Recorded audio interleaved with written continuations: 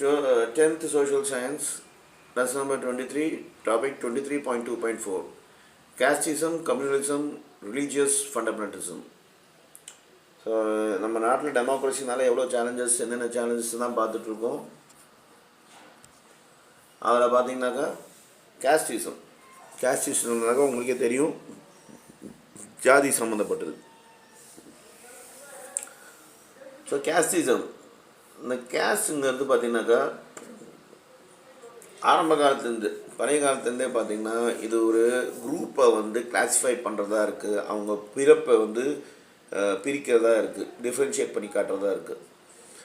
இது அந்த கேஸ்டோட ரோல் நம்ம லைஃப்பில் என்ன, நம்ம சொசைட்டியில் என்ன அப்படின்னு கேட்குறாங்க. நம்ம இந்த கேஸ்ட் சிஸ்டம் பார்க்கும்போது இந்த அன்டச்சபிலிட்டின்னு ஒன்று பெரிய லெவலில் இருந்துச்சு. அன்டச்சபிலிட்டினாக்கா இன்னமும் ஒரு சில குக்கிராமத்தில் தான் இருக்குது. சரிசமாக உட்காந்து சாப்பிடக்கூடாது, கீழ் ஜாதி மேல் ஜாதி அப்படிலாமே. ஸோ இதை நம்ம கான்ஸ்டியூஷன் பேன் பண்ணாங்க. பேன் பண்ணி இந்த லோவர் காஸ்ட் தலித்ஸ் அப்படின்னு சொல்லுவாங்க, அவங்களுக்கு எஜுகேஷனு, சோஷியல் பெனிஃபிட்ஸ் எல்லாமே கொடுக்குறாங்க. இவங்க பார்த்திங்கனாக்கா ஒரு கம்மியான லெவலில் ஒரு அதிகமாக வேலை செஞ்சு கம்மியான காசுக்கு அதிகமாக வேலை செய்கிற ஒரு சொசைட்டிலேருந்து இருந்திருக்காங்க. இந்த கேஸ்டிசம் நிறைய நெகட்டிவ் ரோல் டெமோக்ராட்டிக் பாலிட்டிக்கலில் விளாண்டுருக்கு, ப்ளே பண்ணியிருக்கு, நெகட்டிவான ஒரு ரோடு.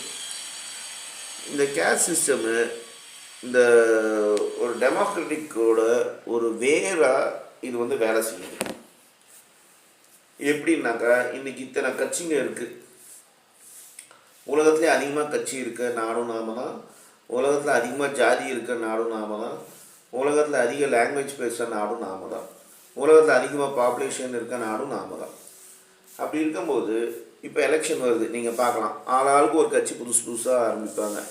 அவங்களுக்கு பின்னாடி என்ன இருக்குது அப்படின்னா அவங்கவுங்க ஜாதி தான் இருக்குது.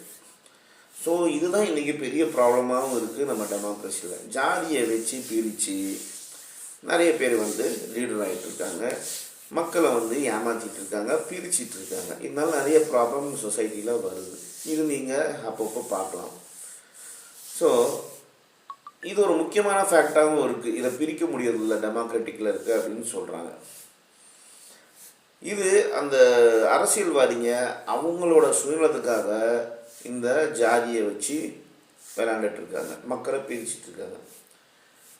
ஸோ இந்த டெமோக்ராட்டிக் ஃபெசிலிட்டியில் பார்த்திங்கனாக்கா இந்த ஃபண்டமெண்டல் ரைட்டாக இருக்கட்டும், இல்லை எல்லாரும் சமம் அப்படிங்கிற ரைட்டாக இருக்கட்டும், இல்லாட்டி எல்லாத்துக்கும் பேச்சு சுதந்திரம் இருக்குது, எக்ஸ்ப்ரெஸ் பண்ணுற ஒரு சுதந்திரம் இருக்குது. அதில் எல்லோரும் 18 வயசு ஆச்சுனாக்கா எலெக்ஷனில் பார்ட்டிசிபேட் பண்ணுற உரிமை இருக்குது. மீடியாவில் ப்ரெஸ்லேயும் நம்ம நினச்சது என்ன நியாயமாக தோணுதோ அது சொல்கிறதுக்கு நமக்கு ரைட்ஸ் இருக்குது. இது எல்லாமே நமக்கு இருந்தாலும் இது எல்லாமே இந்த கேஸ்ட்டுங்கிற ஒரு விஷயத்தினால எல்லாம் மிஸ்யூஸ் பண்ணுறாங்க. இப்போ நீங்கள் மீடியாவில் கேட்குறது எல்லாமே உண்மை கிடையாது, முக்கால்வாசி ஃபேக்கு. மெயினாக சோஷியல் மீடியாவில் 90% நியூஸ் ஃபேக்கு. அதான் நீங்கள் இதில் இருந்தெல்லாம் தள்ளி இருக்கிறது உங்களுக்கு நல்லது. இல்லாட்டி நீங்கள் ஃபேக்காக தான் வளருவீங்க, என்ன விஷயம் தெரியாமல் வளருவீங்க.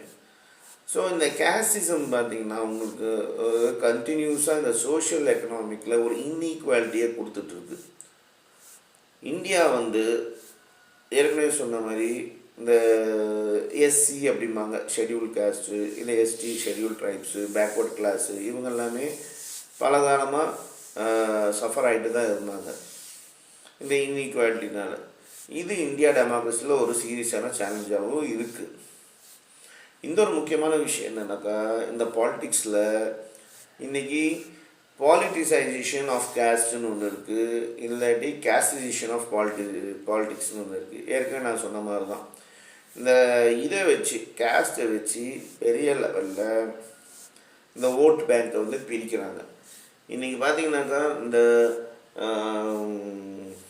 எஸ்சி இந்த கேஸ்ட் இருக்கவங்க அதிகமாக இருக்கிறதுனால அவங்க ஓட்டு கிடைக்கணுக்காக நிறைய ஜாதி கட்சிகள் எல்லாமே வளர்ந்துருக்கு. அவங்கெல்லாம் தான் சேர்ந்து ஒரு கூட்டணியாக இருப்பாங்க. இன்றைக்கி யாருமே பெரிய லெவலில் மெஜாரிட்டி கிடையாது, எல்லாமே கூட்டணியில் தான் இருக்காங்க. அந்த கூட்டணி கட்சியில் இருக்க எல்லா கட்சிங்களும் பார்த்திங்கன்னா எல்லாம் ஜாதி கட்சியாக தான் இருக்கும். ஸோ இதுதான் ப்ராப்ளமாகவே இருக்குது. அப்புறம் கம்யூனலிசம் வந்து இந்த ஜாதி மதத்தோட ஒரு ஃபண்டமெண்டலான ஒரு விஷயம். இது ரொம்ப டேஞ்சரான ஒரு விஷயமா இருக்குது நம்ம நாட்டுக்கு. இந்த மல்டி ரீஜியன் சொசைட்டி நம்மளோடது பார்த்தா மல்டி ரிலீஜியஸ் சொசைட்டி ஏற்கனவே சொன்ன மாதிரி. ஸோ அப்புறம் நம்மளோட நேஷ்னல் ஐடென்டிட்டியே பார்த்திங்கனாக்கா இது வந்து குறைக்கிற மாதிரி இருக்குது. நம்ம நாட்டோட ஐடென்டிட்டியே குறைக்கிற மாதிரி இருக்குது. இப்போ அமெரிக்கானா அதுக்குன்னு ஒரு ஐடென்டிட்டி இருக்குது, சைனானா அதுக்குன்னு ஐடென்டிட்டி இருக்குது, யூஏஇனா அதுக்குன்னு ஐடென்டிட்டி இருக்குது. ஆனால் இந்தியாவோட ஐடென்டிட்டி வந்து இந்த கம்யூனலிசம்னால ரொம்ப ஆபத்தில் இருக்குது, டேஞ்சரில் இருக்குது அப்படின்னு சொல்கிறாங்க. இந்த ரிலீஜியஸ் கம்யூனிட்டி பார்த்திங்கனாக்கா இவங்க எல்லாமே கம்யூனலிசம் கிடையாது அப்படின்னு சொல்கிறாங்க. ஸோ கீழே பார்த்திங்கனாக்கா ஒவ்வொருத்தவங்க ஒவ்வொரு விஷயத்த ஃபாலோ பண்ணுறது நம்மளால் பார்க்க முடியுது. இது வந்து ஒரு பேக்வேர்டு, நம்ம டெமோக்ரஸிக்கு ஒரு பின்னடைவாக இருந்தாலும் இந்த ஐடியாலஜி, இந்த பொலிட்டீஷியன்ஸ் எல்லாமே இந்த மதத்தோட ஐடியாலஜி எல்லாம் வச்சு இந்த மக்களை வந்து ஒரு எனிமி மாதிரி ஒருத்தவங்களுக்கு ஒரு எனிமி மாதிரி கொண்டு வராங்க. அதனால நிறைய பிரச்சனைகள், கலவரங்கள் எல்லாம் உண்டாக்குறாங்க. மக்கள் அது புரிஞ்சிக்காமல் கலவரம் பண்ணுறாங்க. இது வந்து அவங்களோட சுயலாபத்துக்காக, பொலிட்டீஷியன்ஸ் அவங்க சுயலாபத்துக்காக பண்ணுற ஒரு விஷயம். இது நிறைய இடத்துல நம்ம நிறைய டைமில் பார்த்துருக்கோம். இன்றைக்கி உலகத்தில் கலவரம் நடக்கிறதுக்கு காரணமே இதுதான். ஸோ பாஸ்ட்லேயும் நம்ம ரீசன்ட்லேயும் இந்த இந்தியாவிலேயே நடந்திருக்கு இந்த நிறைய விஷயங்கள். தென் ரிலீஜியஸ் ஃபண்டமெண்டல்ஸ். இந்த ரிலீஜியஸ் ஃபண்டமெண்டலிசமில் பார்த்திங்கனாக்கா உங்களுக்கு 2 ரிலீஜியன் இருக்கும். அதை வந்து இந்த பொலிட்டிக்ஸ் வந்து எக்ஸ்ப்ளாய்ட் பண்ணுவாங்க. ஒருத்தங்களுக்கு ஆப்போசிட்டாக ஒருத்தங்களை ஏற்றி விடுறது. ஸோ இந்த மாதிரி விஷயமும் ஒரு பெரிய ப்ராப்ளமாக கொண்டு வருது சொசைட்டியில். இதுவும் டெமோக்ரஸிக்கு ஒரு பெரிய பிரச்சனையாக இருக்குது அப்படின்னு சொல்கிறாங்க. 23.2.5 ரிலீஜியனிசம், மதம். ஸோ இந்தியா வந்து ஒரு டெமோக்ராட்டிக் கண்ட்ரின்னு நமக்கு தெரியும், நிறைய மதங்கள் இருக்குதுன்னு நமக்கு தெரியும். இதனால் நிறைய இம்பேலன்ஸும் இருக்குது, சொசைட்டியில் நிறைய ப்ராப்ளம்ஸ் இருக்குது, சேலஞ்சஸும் இருக்குது. ஏன்னா நிறைய மதங்கள், நிறைய லாங்குவேஜ், நிறைய கம்யூனிட்டி, நிறைய ட்ரைப்ஸ், நிறைய கல்ச்சர்ஸ் இருக்குது நம்ம கண்ட்ரியில். இது நிறைய லாங்குவேஜஸும் இருக்குது, ஏற்கனவே பார்த்தோம். நம்ம ஒவ்வொரு லாங்குவேஜ் தகுந்த மாதிரி அவங்கவுங்க இடத்துல வாழ்ந்துட்டுருக்காங்க. நம்ம ஸ்டேட்ஸே பார்த்தோம்னாக்கா லாங்குவேஜ் தகுந்த மாதிரி தான் பிரித்தாங்க இண்டிபெண்டன்ஸ்க்கு அப்புறம். இந்த டெவலப்மெண்ட் ப்ராசஸ் ஆல் ஓவர் நம்ம கண்ட்ரியில், ரீஜனில் டெவலப் ஆகணும்னா இந்த இம்பேலன்ஸு இதெல்லாமே எடுக்கணும். ஆனால் இது எடுத்தால் தான் இந்த பர் கேபிட்டா இன்கம்னு சொல்லுவாங்க, அதில் லிட்ரஸி படிப்பறிவுன்னு சொல்லுவாங்க, அப்புறம் ஹெல்த்து, எஜுகேஷன், அப்புறம் இன்ஃப்ராஸ்ட்ரக்சரு, சர்வீஸு, பாப்புலேஷன் சிச்சுவேஷன், இதெல்லாம் அக்ரிகல்ச்சர் டெவலப்மெண்ட்டு இதெல்லாமே கண்டினியூ பண்ண முடியும் அப்படின்னு சொல்கிறாங்க. இந்த இன்இக்வாலிட்டிஸ் இந்த ஸ்டேட்டில் பார்த்திங்கனாக்கா க்ரியேட் ஆகிறது, இந்த ஒருத்தவங்களுக்கு மட்டும் கிடைக்கிறது எல்லா விஷயமும் இன்னொருத்தவங்களுக்கு கிடைக்காமல் இருக்கிறது, இந்த டிஸ்கிரிமினேஷன் இதெல்லாமே இந்த ஸ்டேட்ஸ்குள்ளே இருக்குது அப்படின்னு சொல்கிறாங்க. இந்த சிச்சுவேஷன், இந்த டிமாண்டு க்ரியேஷன், இந்த புது ஸ்டேட்லாம் உருவாகிறது, இதெல்லாமே பார்த்திங்கனாக்கா ஒரு ப்ராப்ளமாக இருக்குது. இப்போ கூட பார்த்திங்கனாக்கா ஆந்திர பிரதேஷ்னு தெலுங்கானா யூஸ் ஆச்சு, பிரிஞ்சது. ஸோ இதெல்லாமே பார்த்திங்கன்னா அந்த ரிலீஜியனிசம் பொறுத்து இருக்குது அப்படின்னு சொல்லுவாங்க. இப்போ ரிலீஜியனிசம் சப் ரிலீஜியனிசம் பார்த்திங்கனாக்கா நம்மளால் தவிர்க்க முடியாது நம்ம நாட்டில். ஆனால் இது வந்து சப்போர்ட் பண்ணுறது இல்லை டிஃபெண்ட் பண்ணுறது பார்த்திங்கனாக்கா அங்கே இன்ட்ரெஸ்ட்டை பொறுத்து தான் இருக்குது அப்படின்னு சொல்கிறாங்க. ப்ராப்ளம் எங்கே ஆரம்பிக்குதுன்னா இந்த பிரச்சனைகள் எல்லாமே பொலிட்டிக்கல் மோட்டிவில் அரசியல்வாதிங்க வந்து அவங்கவுங்க சுயநலத்துக்காக யூஸ் பண்ணும்போது தான் ப்ராப்ளம் ஆகுது அப்படின்னு சொல்கிறாங்க. இந்த மாதிரி அன்ஹெல்த்தியான விஷயம் பார்த்திங்கனாக்கா நிறைய பிரச்சனைகள் கொண்டு வரும் சொசைட்டியில், அதோட இம்பேலன்ஸை கொண்டு வரும். இது வந்து மிலிட்டன்ட் மூமெண்ட்ஸு, அதாவது தேவையில்லாத எதிர்ப்பாளர்கள் எல்லாமே, செப்பரேட்டிஸ்ட் எல்லாமே உருவாங்க. ஃபார் எக்ஸாம்பிள் ஜம்மு காஷ்மீரில் பார்த்தோன்னாக்கா அல்ஃபான்னு சொல்லுவாங்க, United liberation front of Assam. இவங்க வந்து ஜம்மு காஷ்மீரை பிரிக்கணும்னு சொல்கிறாங்க. ஜம்மு காஷ்மீரில் செப்பரேட்டிஸ்ட் வந்து பிரிக்கிறாங்க. இல்லாட்டி அசாமில் வந்து அசாமை பிரிக்கணும்னு சொல்கிறாங்க, நார்த் ஈஸ்ட் இந்தியா ரீஜனில். ஸோ இதெல்லாமே இந்தியன் பாலிடிக்ஸில் ஒரு பெரிய பிரச்சனையாக இருக்குது. தென் கரப்ஷன், லஞ்சம், ஊழல், இது வந்து என்றைக்குமே நிறுத்த முடியாத ஒரு வியாதியாக போச்சு. சொல்லப்போனால் இது இன்றைக்கி நியாயங்கிற மாதிரி ஆயிடுச்சு. இந்த பப்ளிக் லைஃப்பில் இந்த மேஜராக பார்த்தீங்கன்னா 2011 95th இடத்துல, மொத்தம் 183 கண்ட்ரி இருக்குது. அதில் 95வது கண்ட்ரியில் நம்ம இந்தியா வந்து கரப்ஷனில் ரேங்க் வாங்கியிருக்கு. இந்த டிரான்ஸ்பரன்சி இன்டர்நேஷ்னல் கரப்ஷன் ப்ரிசெப்ஷன் இண்டெக்ஸ், சிபிஐன்னு சொல்லுவாங்க, அதுக்கு தகுந்த மாதிரி இந்த டேட்டா இருக்குது. இந்த கரப்ஷன் பார்த்திங்கன்னா இது லேண்டு ப்ராப்பர்ட்டி ஆகட்டும், ஹெல்த் ஆகட்டும், எஜுகேஷன் ஆகட்டும், காமர்ஸ் ஆகட்டும், இல்லை industrial, agriculture, transport, police, arm force, இல்லை ரிலீஜியஸ் இன்ஸ்டிடியூஷன்ஸு, ஸ்பிரிச்சுவல் பர்சியூட், எல்லா இடத்துலையும் இந்த கரப்ஷன்ஸ் வந்து நடந்துட்டு தான் இருக்குது. இந்த கரப்ஷன் வந்து கண்டினியூ ஆகிட்டே இருக்குது. இது வந்து கன்வெர்ட் ஆகிட்டே இருக்குது 3 லெவலில். ஒன்று பொலிட்டிக்கல் லெவலில், இன்னொரு பியூரோட்டிக் லெவலில், இன்னொரு கார்ப்பரேட் செக்டர் லெவலில்.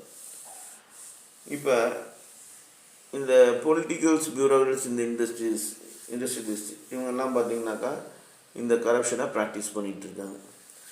இந்த கரப்ஷனோட முக்கியமான விஷயம் எதுனாக்கா கவர்மெண்ட், இன்க்ளூடிங் ஜுடிஷரி, இது கவர்மெண்ட்டை பாதிக்குது. இந்த கோர்ட் கேஸ் இதுங்களை பாதிக்குது. இந்த எல்லா கரப்ஷனும் பார்த்திங்கனாக்கா இந்த எலக்ட்ரானிக் ப்ராசஸ், இந்த ஓட்டர்ஸுங்களுக்கு காசு கொடுத்து ஓட்டு போட சொல்கிறது, இதெல்லாமே இன்றைக்கி ஒரு காமன் ப்ராக்டிஸாக போயிடுச்சு. ஸோ நீங்கள் எலெக்ஷன் டைமில் பார்த்தீங்கன்னாக்கா உங்களோட ஃப்ரெண்ட்ஸ்கிட்டையோ ரிலேஷன்ஸ்கிட்டையோ பார்த்தீங்கன்னாக்கா அவங்க நீங்கள் இதெல்லாம் பார்க்கலாம், காசு வாங்கிட்டு ஓட்டு போடுறது எல்லாமே பெரிய லெவலில் இன்றைக்கி நார்மலாகவும் ஆகிற மாதிரி ஆயிடுச்சு. ஸோ இந்த கரப்ஷன் வந்து இந்த பொலிட்டிக்கல் இன்ஸ்டபிலிட்டினால இந்த இன்ஸ்டிடியூஷன் ஆகட்டும், இல்லை ஒரு கவர்னன்ஸில் பெரிய ப்ராப்ளமாக இருக்குது. ஒரு சொசைட்டியில் இது ஒரு பெரிய பிரச்சனையாக இருக்குது. சிட்டிசன்ஸ் வந்து முதல்ல ஒரு ப்ராக்டிஸை கரெக்டாக ஃபாலோ பண்ணணும். எந்த லெவல்லையும் கரப்ஷன் வந்து எலிமினேட் பண்ணுறதுக்கு அவங்க ஒரு முடிவு எடுக்கணும் அப்படின்னு சொல்கிறாங்க. இது அப்படி தான் சொல்லுவாங்க. ஏன்னா இப்போ நீங்கள் எங்கேயாவது போனீங்கனாக்கா லைசன்ஸ் இல்லைனாக்கா கரப்ஷன் கொடுத்தீங்கனாக்கா விட்டுடுவாங்க. இப்போ நீங்கள் கொடுக்க மாட்டீங்க அப்படின்னாக்கா அவனே ஏதாவது கொடுன்னு கேட்குறான். ஸோ இந்த இடத்துல மக்கள் மாறுறதுங்கிறது ஒரு விஷயம் அப்படின்னு எடுத்துக்க முடியாது பர்சனலாக. ஏன்னா மக்கள் வந்து இஷ்டப்பட்டு யாரும் லஞ்சம் கொடுக்கல, வேறு வேலை கட்டாயப்படியில் தான் கொடுக்குறாங்க. இல்லாட்டி அவங்களுக்கு வேலை நடக்காதுன்னு தான், அதுதான் பிரச்சனை. Next 23.2.7 criminalisation of politics. இன்றைக்கி பாலிட்டிக்ஸிலே பார்த்திங்கனாக்கா நிறைய கிரிமினல் ஆக்டிவிட்டீஸ் நிறைய நடக்க ஆரம்பிச்சிச்சு. சொல்ல மாதிரி நிறைய கிரிமினல்ஸ் தான் பொலிட்டிஷியன்ஸாகவே இருக்கிறாங்க. இது நீங்கள் டேட்டா எடுத்து பார்த்தா தெரியும். இவங்க வந்து வயலன்ஸில் இன்வால்வ் ஆகிறாங்க, வயலன்ஸை க்ரியேட் பண்ணுறாங்க. ஸோ இந்த எலெக்ஷன்லாம் ஜெயிக்கிறதுக்காக. ஸோ இன்றைக்கி இது ஒரு ஹெல்த்தியான ட்ரெண்டு கிடையாது அப்படின்னு சொல்கிறாங்க. ஏன்னா நியூ ஜென்ரேஷன்ஸ் நீங்களாம் இதை பார்த்து தான் வளர்றீங்க.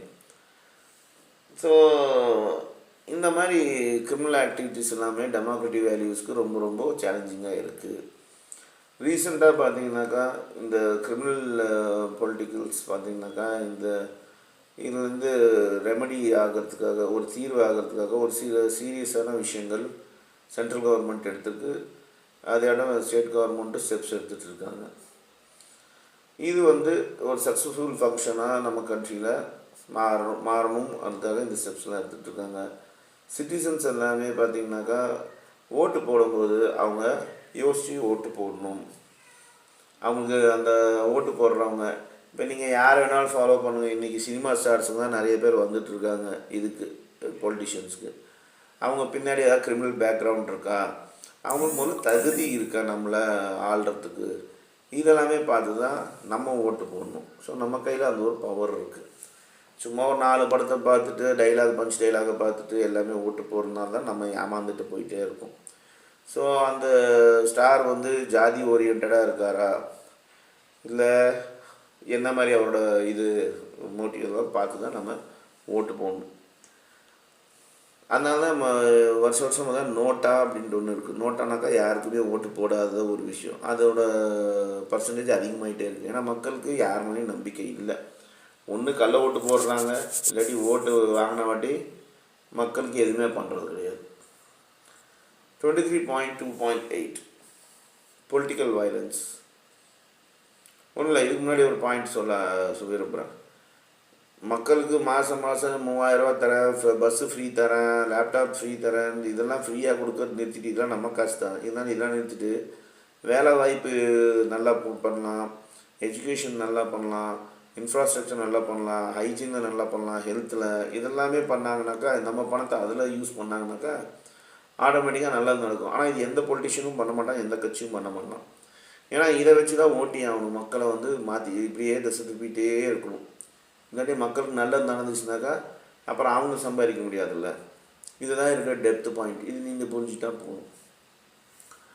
ஸோ எந்த ஒரு கட்சி வந்தாலும் பார்த்திங்கன்னா அவன் ஆப்போசிட் இருக்க கட்சியை குறை சொல்லிகிட்டே தான் இருப்பான். அப்போ தான் நம்மளை டைவெர்ட் பண்ண முடியும். அது இல்லாமல் கரெக்டாக பார்த்திங்கனாக்கா எலெக்ஷன் வரதுக்கு முன்னாடி ஐபிஎல் வரும். ஐபிஎல் வரதுக்கு முன்னாடி ஏதோ ஒரு ஸ்டாரோட படங்கள்லாம் வரும், ஃபெஸ்டிவல்ஸ் வரும். இந்த மாதிரி விஷயம் வருஷம் ஃபுல்லாக போயிட்டே இருக்கும். ஸோ மக்களை டைவெர்ட் பண்ணியிருக்கிறதுக்கு நிறைய விஷயம் இருக்குது. அதை பொலிட்டிஷியன்ஸ் நிறையாவே தெரிஞ்சு வச்சுருக்காங்க. மக்கள் தான் முடிக்கணும் இந்த விஷயத்துல எல்லாமே. ஆனால் விலைவாசி ஏறுறது யாரும் பேச மாட்டாங்க. அரிசி, பருப்பு, பெட்ரோல் விலை ஏறுறதுலாம் யாரும் சொல்ல மாட்டாங்க. ஸ்கூல் ஃபீஸ் எல்லாம் ஏறதை பற்றி யாரும் பேச மாட்டாங்க. வேலையெல்லாம் கிடைக்காது, எத்தனை பிரச்சனை இருக்குது அதை பற்றி கேட்காங்க. டாக்டருக்கு படிச்சுட்டு ஸ்விக்கி ஜொமேட்டோ ஓடிட்டு இருக்காங்க, அதை பற்றி யாரும் கவலைப்பட மாட்டாங்க. ஸோ இதுக்காக தான் நம்ம இவங்களாம் எலெக்ட் பண்ணுறோம். ஆனால் இவங்க அந்த வேலை செய்யறதை விட்டுட்டு 5 வருஷத்துக்கு பார்த்தீங்கன்னா ஜாதி, மதம், கலவரம் இந்த மாதிரி விஷயத்துக்கு முன்னாடியே சுற்ற வச்சுட்ருக்காங்க நம்மளை. ஸோ ஒரு ஓட்டு போகிறதுக்குனா நீங்கள் யோசிக்கணும், நமக்கு ஏதாவது உருப்படியான விஷயம் நடக்குமா அப்படின்ட்டு. இல்லாட்டி அந்த ஓட்டு போடணுன்னு அவசியம் கூட கிடையாது. 23.2.8 பொலிட்டிக்கல் வயலன்ஸ். இது இன்றைக்கி பெரிய ப்ராப்ளமாக இருக்குது. பொலிட்டிக்கல் வயலன்ஸ் இன்றைக்கி நாளைக்கு கூட இது நடந்துட்டு தான் இருக்குது. நீங்கள் நியூஸ் பார்த்தீங்கன்னா தெரியும். நீங்கள் நியூஸ் பார்க்கறது வெறும் நம்ம ஸ்டேட்டோட நியூஸ் மட்டும் பார்க்கக்கூடாது, நம்ம நாட்டோட நியூஸ் பார்க்கணும், இன்டர்நேஷ்னல் நியூஸும் பார்க்கணும். இன்றைக்கி முக்கால்வாசி போர் நடக்கிறதுக்கு காரணம், நாட்டுக்குள்ளே கலவரம் நடக்கிறதுக்கு காரணம் எல்லாமே இந்த பொலிட்டிக்கல் வயலன்ஸ் தான். இந்த பொலிட்டிக்கல்காரங்க அவங்க சுயநலத்துக்காக இந்த மதத்தை எல்லாத்தையும் ஏவி விட்டு மக்களை திசை திருப்பி விட்டு, இன்றைக்கி பங்களாதேஷில் நடக்கிறது அதுதான், பாகிஸ்தானில் நடக்கிறது அதுதான், ஈரானில் நடக்கிறது அதுதான். ஸோ நம்ம ஊர்லேயும் நம்ம நாட்டிலையும் அங்கங்கே நடக்கிறதுக்கு காரணமே இதுதான். ஸோ மக்களை திசை திருப்புறது, மெயினாக சின்ன பசங்களை, உங்களை மாதிரி ஏஜில் இருக்க பசங்களுக்கு எதுவுமே விவரமான விஷயம் கொடுக்குறதே கிடையாது. நீங்களும் அந்த மாதிரி ஒரு சோஷியல் மீடியாக்குள்ளே அடிக்ட் ஆகிட்டிங்கனாக்கா வெளி உலகம் உங்களுக்கு தெரியாது. யூடியூப்பில் என்ன சோஷியல் மீடியாவில் என்ன சொல்கிறோன்னா அதுதான் உண்மை நீங்கள் நினச்சிட்ருக்கீங்க. ஆனால் அது உண்மையே கிடையாது, 90% ஃபேக்கு. ஒரு விஷயம் உங்களுக்கு தெரிஞ்சதுனாக்கா அது உண்மையாக இல்லையான்னு கண்டுபிடிக்கிறது உங்களோட வேலை. அதுக்கு நீங்கள் நிறைய ஆர்டிகல்ஸ் எல்லாம் படித்தா தான் உங்களுக்கு தெரியும். யாரோ ஒருத்தவங்க உங்களுக்கு பிடிக்குதுன்னு சொல்லிட்டு நீங்கள் அவங்கள நம்பினீங்கனாக்கா நீங்கள் தான் ஏமாளி. உங்களோட ஃப்யூச்சரும் அதே மாதிரி ஏமாந்து தான் போகும். ஸோ அந்த காலத்துலேருந்தே பார்த்தீங்கன்னாக்கா இந்த ஜமீன்தார் சிஸ்டம்னு இருந்துச்சு, அடிமை பண்ணுறது, இந்த மாதிரி விஷயங்கள் எல்லாமே பார்த்தீங்கன்னாக்கா எல்லாம் பொலிட்டிக்கல் ரீசனுக்காக தான் பண்ணியிருக்காங்க. ஸோ இந்த பொலிட்டிஷியன்ஸ் அந்த காம்படிஷனை இது பண்ணுறதுக்காக நீங்கள் அங்கே இதில் பார்க்கலாம், பொதுமக்கள் ஃபோட்டோவில் பார்க்கலாம். பொதுமக்கள் யூஸ் பண்ணுற டிரான்ஸ்போர்ட்டை எரிக்கிறது, ட்ரெயினை எரிக்கிறது. ஸோ இந்த மாதிரி விஷயம் எல்லாமே யார் பண்ணுறா? மக்கள். நீங்களும் நானும் போய் பண்ணுறோமா? கிடையாது. பொலிட்டிஷியன்ஸுங்க அப்படியே காசு கொடுத்து ஏவி விடுறாங்க இந்த ரவுடிஸுங்க எல்லாத்தையும். அவங்க பண்ணுற வேலை தான் இது எல்லாமே. ஸோ இதெல்லாம் தெரிஞ்சு தான் பண்ணுறாங்க, எல்லா கவர்மெண்ட்டும் தெரிஞ்சு தான் பண்ணுறாங்க. இதில் பார்த்தீங்கன்னாக்கா உங்களுக்கு இப்போ ஒரு அவேர்னஸ், இந்த Dalits, lower caste, scheduled caste, backward caste எல்லாத்துக்கும் ஒரு அவேர்னஸ் கொடுக்க ஆரம்பிச்சிருக்காங்க. அதே இடம் இந்த வயலன்ஸ் எல்லாம் நடக்கிறதுக்கு இவங்கள தான் யூஸ் பண்ணுறாங்க, இவங்கள தான் டார்கெட் பண்ணுறாங்க. ஸோ அதெல்லாமே அவேர்னஸ் கொண்டு வரணும் அப்படின்னு சொல்கிறாங்க. இதான் அந்த ஓட்டு வாங்கிறதுக்காக இந்த விஷயங்கள்லாம் பண்ணுறது. ஸ்டெர்லைட்டில் நடந்த விஷயமும் சரி, எல்லாமே பார்த்திங்கனாக்கா உங்களுக்கு இது சம்மந்தப்பட்டது தான் இருக்கும்.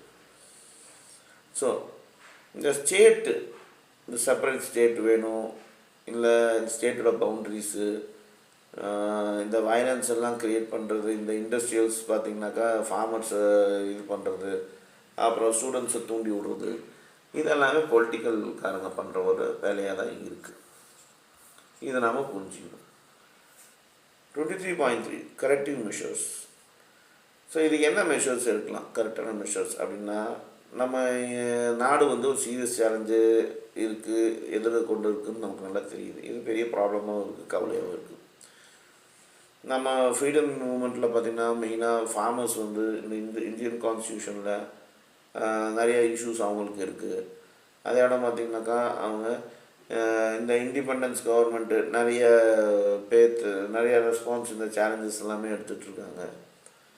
இந்த நிறைய ப்ராப்ளம்ஸ் இருக்கிறதுனால நம்ம நிறைய எஃபர்ட் போடுறோம் இதெல்லாம் சரி பண்ணுறதுக்காக. நிறைய பேர்த்தோட கொலாபரேஷன் பண்ணுறோம். அதாவது government agency, political parties, civil societies, citizen நிறைய கொலாபரேஷன் பண்ணுறாங்க. இதில் ஒரு சில கரெக்டிவ் மெஷர்ஸ் எல்லாமே எடுக்கணும் அப்படின்னு சொல்கிறாங்க. என்னென்ன 23.3.1 universal literacy education for all. So கீழே இருக்கிற அந்த பிக்சர் நீங்கள் கவர்மெண்ட் ஸ்கூல்லாம் பார்த்துக்கலாம். ஸோ இது என்னன்னாக்கா எல்லாத்துக்கும் எல்லா தரப்பு மக்களுக்கும் பார்த்திங்கன்னா கரெக்டாக படிப்பு போய் சேரணும்.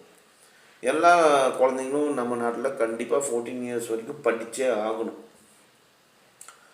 ஸோ இதுதான் கவர்மெண்ட்டோட மெயினான ஒரு தீமாகவே இருக்குது, கோலாகவே இருக்குது. ஸோ நேஷ்னல் பாலிசி எஜுகேஷன் 1986 அதே நேஷனல் லிட்ரஸி மிஷன் 1998 செட் பண்ணாங்க, பிளான் பண்ணாங்க. இந்த இல்லிட்ரஸி அதாவது படிப்பறிவே இல்லாத ஒரு விஷயத்தை எடுக்கணும் அப்படின்ட்டு, அதுதான் சர்வ சிக்ஷா அபியான் அப்படின்னு கொண்டு வந்தாங்க. இந்த கோலில் பார்த்திங்கனாக்கா எல்லா குழந்தைங்களும் 14 வயசுக்குள்ளே இருக்க எல்லா குழந்தைங்களுக்கும் ஃப்ரீயாகவே இது கொடுக்கணும், படிப்பு கொடுக்கணும் கவர்மெண்ட் ஸ்கூலில் அப்படின்னு சொல்லிட்டு கொண்டு வந்தாங்க. அது மட்டும் இல்லாமல் பார்த்திங்கனாக்கா அங்கே சாப்பாடும் போட ஆரம்பித்தாங்க. இந்த சர்வ சிக்ஷா அபியானில் நிறைய பேர் இன்றைக்கி கற்றுட்ருக்காங்க. ஸோ இந்த 6 இயர்ஸ்லேருந்து 14 இயர்ஸ்க்குள்ளே இருக்க ஏஜில் இருக்கவங்க இது படிக்கிறாங்க எலிமெண்ட்ரி எஜுகேஷனில். பார்லிமெண்ட்டில் 2009 இந்த பில்லை பாஸ் பண்ணாங்க, ரைட் ஆஃப் எஜுகேஷன் ஆக்ட்டு. இது ஃபண்டமெண்டல் ரைட்டில் சேர்ந்துருக்கு. ஸோ சில்ட்ரன் 6லேருந்து 14 இயர்ஸ்க்குள்ள இருக்க எல்லா குழந்தையும் இன்றைக்கி படிக்கிட்டு இருக்காங்க. 23.3.2 பாவர்ட்டி எலிவேஷன். பாவர்ட்டி 1970s பார்த்திங்கனாக்கா நம்மளோட பாவர்ட்டி ஏழ்மை இந்தியாவில் அதிகமாக இருந்துச்சு. இது 2 கேட்டகரியாக பிரித்தாங்க. ஒன்று பார்த்திங்கனாக்கா பாவர்ட்டி லைனில் அவங்க அசட்டும் ஸ்கில்லும் 2 கலந்து அவங்க யூஸ் பண்ணுறது, அவங்க அதிகமாக சம்பாரிச்சிட்டு இருந்தாங்க. இன்னொன்று பார்த்திங்கனாக்கா இந்த டெய்லி வேஜஸ் டெம்ப்ரரி வேலைக்கு போகிறவங்க சொந்த நிலைமை இல்லாமல் ஏழையாகிட்டு இருந்தாங்க. ஸோ இதை அவங்க பார்த்தாங்க. அதேயாட்டம் இந்த ஜேஜிஎஸ்ஒய், இந்த ஜவார் கிராம் சமிருத்தி யோஜனா ப்ரோக்ராம்னு ஒன்று இருக்குது. இது க்ரியேட் பண்ணாங்க எம்ப்ளாய்மெண்ட் அதிகப்படுத்துறதுக்காக. அதேயாட்டம் 27 கோடி மக்களை எம்ப்ளாய்மெண்ட்டு வேலை வாய்ப்பு கொடுத்தாங்க. அதோட இஏஎஸ்ன்னு சொல்லுவாங்க, எம்ப்ளாய்மெண்ட் அசூரன்ஸ் ஸ்கீமு. இது 1778 வறட்சி இருக்க டெசர்ட்டை ட்ரைபல் ஏரியாவில் இது வேலை வாய்ப்பு கொடுத்தாங்க. அதே இடம் பார்த்திங்கனாக்கா உங்களுக்கு MNREGA, அதாவது Mahatma Gandhi national rural employment guarantee act. இதில் பார்த்திங்கன்னா அவங்க டெய்லி வேஜுக்கு வேலை டெய்லியும் கொடுத்துட்ருந்தாங்க அந்த அன்ஸ்கில்டு மக்களுக்கு. அதாவது இது 100 நாள் திட்டம் அந்த மாதிரி திட்டத்தை தான் சொல்கிறாங்க இவங்க. தென் 23.3.3 எலிமினேட்டிங் ஆஃப் ஜெண்டர் டிஸ்கிரிமினேஷன். ஆண் பெண் இந்த மாதிரி விஷயத்தெல்லாமே எலிமினேட் பண்ணுறது. ஸோ இன்றைக்கி டெமோக்ரஸினா என்னென்னு பார்த்தோம், of the people for the people by the people. அப்படிங்கிற போது இங்கே ஃபீமேல் பாப்புலேஷனுக்கும் நிறைய இம்பார்ட்டன்ஸ் கொடுக்க வேண்டியதாக இருந்தது. அப்படி பார்க்கும்போது 74th அமெண்ட்மெண்ட் அப்படி அதில் விமன்ஸ் டெவலப்மெண்ட்டுக்காக தான் கொண்டு வந்தாங்க. இந்தியன் கான்ஸ்டியூஷன் 1993 இது ஒரு பெரிய ஒரு விஷயமா இருந்துச்சு. விமென்ஸ் எம்பவர்மெண்ட் பண்ணணும் அப்படின்னு சொல்லிட்டு, அவங்கள முன்னேற்ற வைக்கணும்னு சொல்லிட்டு. இதில் பார்த்தீங்கன்னா 1/3 சீட்டு பஞ்சாயத்து ராஜ் இன்ஸ்டியூஷனும் சரி, முனிசிபாலிட்டியும் சரி, முனிசிபல் கார்பரேஷன் சரி விமென்ஸ் இருக்கணும் அப்படின்னு ரூல்ஸ் கொண்டாங்க. அதோட இன்னொரு டெவலப்மெண்ட் 2001 வந்துச்சு, national policy of empowerment of women அப்படின்னு சொல்லிட்டு. இதில் அவங்க இந்த விமென்ஸை நெக்ஸ்ட் லெவலுக்கு டெவலப் ஆகிறதுக்காக அவங்க நிறைய அவேர்னஸ் கொடுத்தாங்க. இது அவங்கவுங்க கோலை அச்சீவ் பண்ணுறதுக்காக. Next 23.3.4 removal of regional imbalance. இந்த ரீஜனல் மத சார்ந்த ஒரு விஷயத்தை இந்த இன்ட்ரா ஸ்டேட் அப்படின்னு சொல்லுவாங்க. ஸ்டேட் டு ஸ்டேட்டு வேறு வேறு லாங்குவேஜ்லாம் ஓடிட்டுருக்கு. இல்லை பேக்வேர்டு ரீஜன்ஸ் எல்லாமே இருக்குது. இவங்களோட இந்த வேறுபாடு எல்லாமே எடுக்கிறதுக்கும் நிறைய ஸ்டெப்ஸ் எல்லாம் எடுத்திருந்தாங்க. இதில் பார்த்திங்கனாக்கா உங்களுக்கு ஒரு சில ப்ரோக்ராம் என்னென்னாக்கா tribal development programme, hill area development programme, border area development programme, western Ghats development programme, drought prone area programme, desert development programme. இது அந்தந்த ஏரியாவுக்கு ஏற்ற மாதிரி இந்த ப்ரோக்ராம் செஞ்சு அதை டெவலப் பண்ணிட்டாங்க அந்தந்த ஏரியாவில். இந்த நார்த் ஈஸ்ட் ஸ்டேட்லானே டெவலப் பண்ணுறதுக்கு பார்த்திங்கனாக்கா பெரிய லெவலில் பட்ஜெட்டை ஒதுக்கியிருக்காங்க, அதையும் ஒர்க் பண்ணிட்டுருக்காங்க. நார்த் ஈஸ்ட்னாக்கா இந்த மணிப்பூர், இந்த மாதிரி 9 சிஸ்டர்ஸ் 7 சிஸ்டர்ஸ்மாங்க அவங்க அந்த ஏரியா. ஸோ இந்த இடத்துல பார்த்திங்கனாக்கா உங்களுக்கு அந்த லோக்கல் லீடர்ஷிப்பு, பொலிட்டிக்கல், அப்புறம் பியூரோட்டிக்ஸ், இன்டெலிஜென்ஸ் இவங்க எல்லாமே இந்த ஏரியாவில் இருக்க பிரச்சனைகள் எல்லாமே சரி பண்ணி அவங்களுக்கு அந்த பெனிஃபிட்ஸ் கொடுப்பாங்க அந்த மக்களுக்கு. அதோட அந்த ரிசோர்ஸஸ் அந்த எங்கெங்கே என்னென்ன ரிசோர்ஸஸ் இருக்கோ அது தகுந்த மாதிரி அவங்க அதை யூஸ் பண்ணுவாங்க. Next 23.3.5 administrative and judicial reform. இது வந்து சட்டத்துக்கு சம்மந்தப்பட்ட ஒரு விஷயம். ஸோ நம்ம நாட்டில் வந்து நிறைய ஏற்கனவே பார்த்தா நிறைய பாப்புலேஷன் இருக்குது. அப்படி இருக்கும்போது இந்த கரப்ஷனு, இந்த வேஸ்டேஜ் அதிகமாகுது, இதெல்லாமே இப்போ ஒரு பெரிய ப்ராப்ளமாக இருக்குது. அட்மினிஸ்ட்ரேட் பண்ணுறது பெரிய ப்ராப்ளமாக இருக்குது கவனிக்கிறது. ஸோ இங்கே வந்து ஜுடிஷியல் வந்து ஒரு முக்கியமான பார்ட்டு. இது ரொம்ப சீரியஸான ப்ராப்ளம். அதாவது டிஸ்போசல் பண்ணுற விஷயங்கள், அப்புறமா கிரிமினல் கேஸு, இது எல்லாத்தையும் பார்த்துக்கிறது ஜுடிஷியரி ஒரு பெரிய வேலையை செஞ்சிட்ருக்கு. நாம் நிறைய கமிஷன்ஸு, நிறைய கமிட்டிஸ் எல்லாமே போட்டுட்ருக்காங்க இந்த கிரிமினல் ஆக்டிவிட்டீஸ்லாம் கம்மி பண்ணுறதுக்கு. அதே மாதிரி நிறைய மாற்றங்களும் கொண்டு வந்துருக்காங்க பெரிய லெவலில்.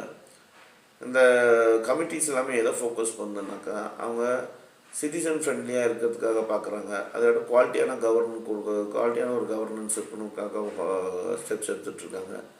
அதோட மக்கள் வந்து ப்ரொமோட் பண்ணுறாங்க அட்மினிஸ்ட்ரேஷன் லெவலில். அவங்க வந்து டீசென்ட்ரலைசேஷனில், டிவால்யூஷனில் பார்ட்டிசிபேட் பண்ணுறதுக்கு, பவர்ஸ் எல்லாம் பார்ட்டிசிபேட் பண்ணுறதுக்கு அவங்க முயற்சி பண்ணிகிட்ருக்காங்க. அதோட டிசிஷன் மேக்கிங், டிரான்ஸ்பரண்ட்டாக டிசிஷன் எடுக்கிறதுக்கு, அப்புறம் பப்ளிக் சர்வீஸில் வந்து ஒரு நல்ல பர்ஃபார்மன்ஸ் இம்ப்ரூவ்மெண்ட் பண்ணுறதுக்கு, எத்திக்ஸ் அட்மினிஸ்ட்ரேஷன் வந்து எத்திக்ஸ் ஃபாலோ பண்ணுறதுக்கு, இதெல்லாம் கவர்னன்ஸ். இன்றைக்கி கவர்னன்ஸ் பெரிய லெவலில் யூஸ் ஆகிட்டுருக்கு. ஸோ இது எல்லாமே பார்த்திங்கனாக்கா அவங்க இது பண்ணுறாங்க, முயற்சி பண்ணிட்டு இருக்காங்க கவர்மெண்ட்.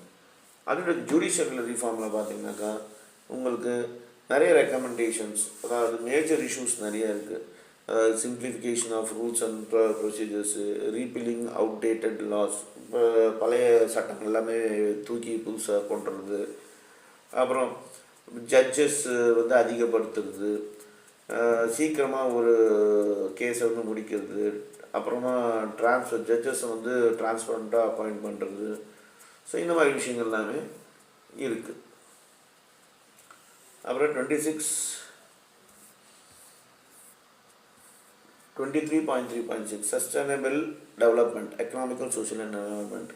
ஸோ நம்ம டெமோக்ரஸி பார்த்திங்கனாக்கா சேலஞ்சஸ் இருந்தாலும் நம்ம சஸ்டைனபிள் டெவலப்மெண்ட் வழியில் தான் போயிட்டுருக்கோம், ஸ்லோவாக டெவலப் ஆகிட்டு போயிட்டுருக்கோம். நம்மளோட டெவலப்மெண்ட் மாடல் பார்த்திங்கனாக்கா நிறைய மில்லியன்ஸ் ஆஃப் பீப்புளுக்கு வந்து இன்றைக்கி தேவையாக இருக்குது அவங்க ஃப்யூச்சருக்கு சர்வைவல் பண்ணுறதுக்காக. இந்த டெவலப்மெண்ட் பார்த்திங்கனாக்கா ஹியூமன் மக்களை பேஸ் பண்ணி தான் இருக்குது. அதில் அவங்க நல்ல குவாலிட்டியான லைஃப் வாழ்கிறதுக்காக ஒரு விஷயத்தை தான் கவர்மெண்ட்டு பண்ணிகிட்ருக்காங்க. இதில் ஏழ்மை எடுக்கணும், சொசைட்டிலேருந்து இக்னோரன்ஸை எடுக்கணும், டிஸ்கிரிமினேஷன் எடுக்கணும், டிசீஸ் அண்ட் அன்எம்ப்ளாய்மெண்ட் எல்லாமே